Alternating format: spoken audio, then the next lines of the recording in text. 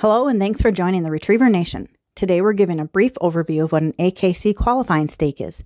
Today's qualifying is put on by Lake Country Retriever Club and hosted by Labs Unlimited Kennels just outside of Faribault, Minnesota. Unlike hunt tests where you are judged against a standard, in field trials you are competing against one another to determine placements. There are two types of qualifyings.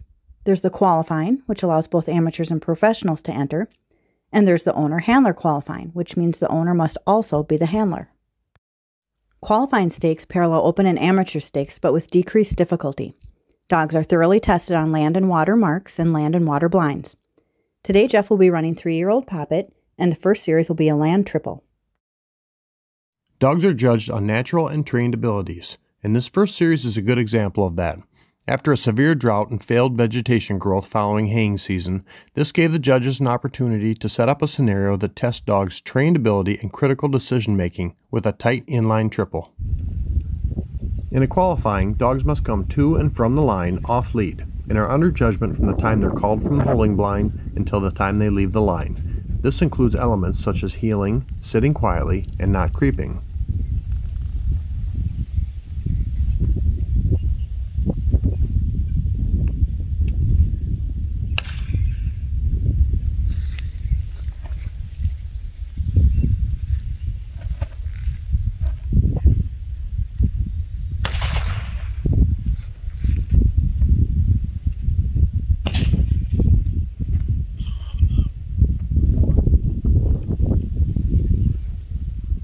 You're allowed to pick up the birds in any order. Here I'll pick up the go bird, then the middle flyer, and then the long bird.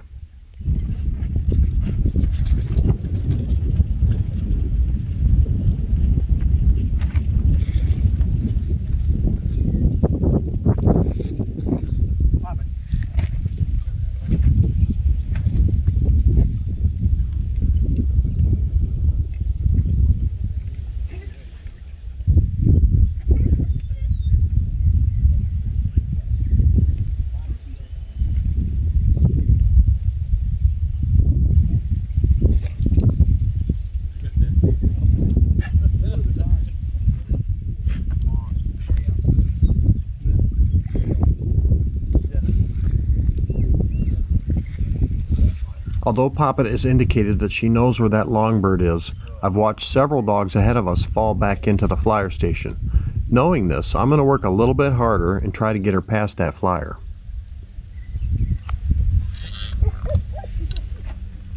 Poppet!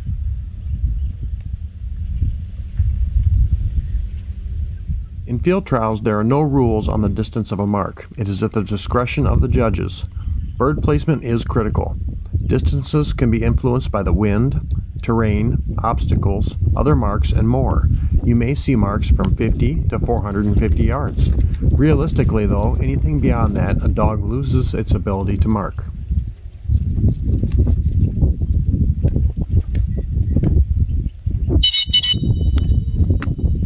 With the last bird picked up, I move over to the honor mat and receive Poppet. An honor is a requirement for at least one series of the trial.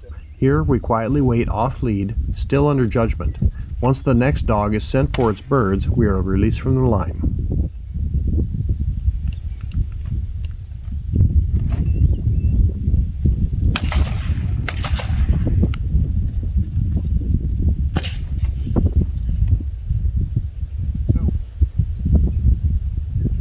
At the end of the first series, and every series thereafter, the judges will call back all dogs they wish to judge further. Series 2 is typically a lamb blind. On this day, the judges have opted to do a double lamb blind with a dry pop on the way to the line.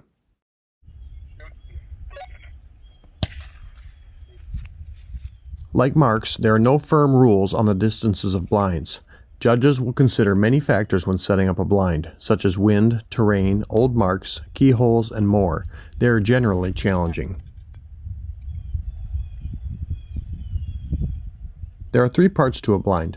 The beginning, which can be as simple as the initial line, the middle, which in this case has a gunner sitting on the right side of the field who just shot a dry pop, and on the left side there's an exposed holding blind, and the third part is the end, where a crisp, clean finish is ideal.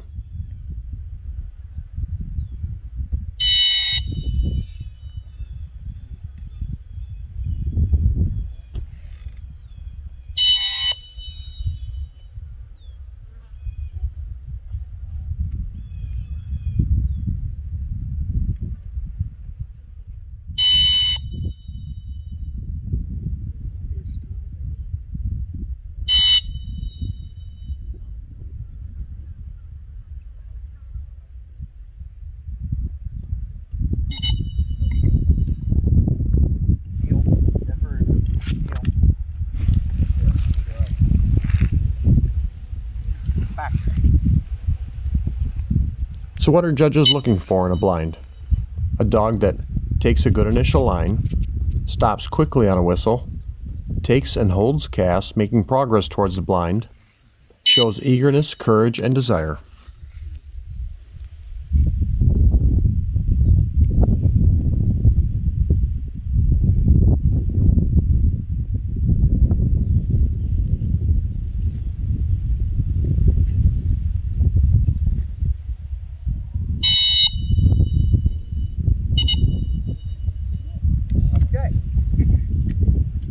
Good water blinds are designed to test a dog's courage, desire, eagerness, and obedience.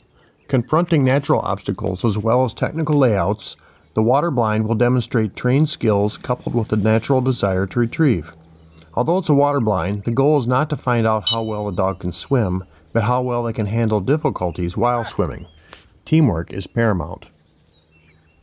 Returning to our three-part rule, the beginning or initial line may include cover, barriers, or distractions, or in this case, a long angle entry into the water.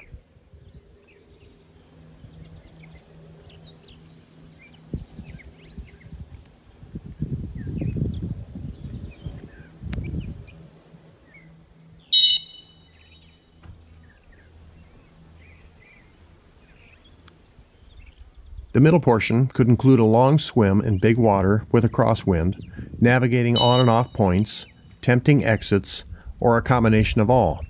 Carrying a cast or precision casting often comes into play during the middle.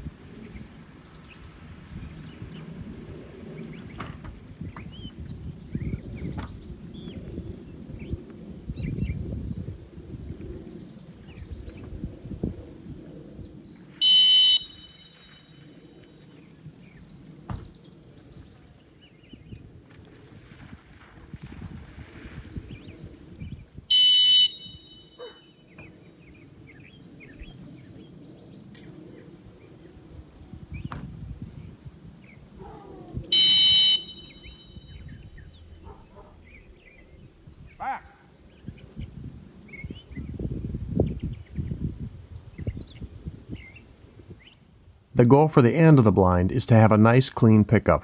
Watching a dog go into hunt mode at the end can cost you. Though marks are of primary importance, blinds can carry a lot of weight. Judges are definitely paying attention to cast refusals. The old adage is, you can't win with a blind, but you can definitely go out on one. Today there are only 5 or 6 dogs that have made it to the 4th series, which is an achievement of itself. Typically in a qualifying, the 4th series will be a water triple. Here, the judges have opted to run a tight double with a flyer and a retire gun.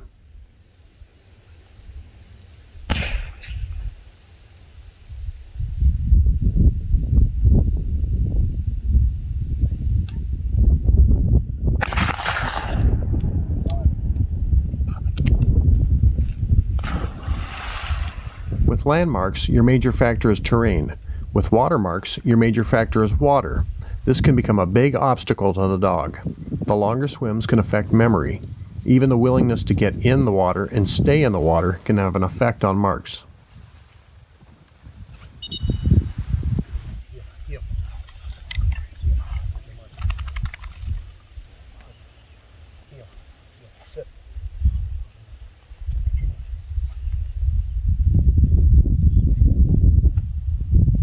Stop it!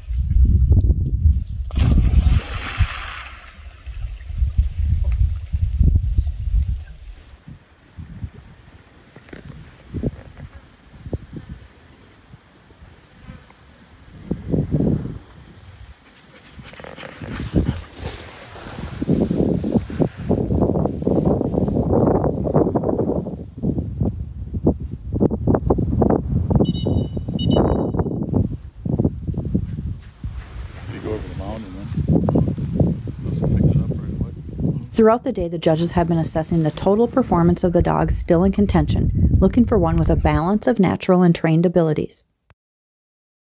The dog that represents the ideal retriever is adaptable, keen, has a good memory, and a desire to do the right thing. The dog has presence online and is one that commands attention. By earning first or second place, a dog can be labeled as qualified all age. An official QA2 title can be earned by placing first or second in an additional trial.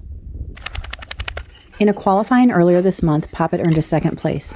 Today she earned a blue ribbon and a QA2 title. It was a good day. I hope you enjoyed our brief overview of what a qualifying stake is. Stay tuned because up next is my favorite, the Derby. Don't forget to like and subscribe. We appreciate your support, and thanks for watching the Retriever Nation.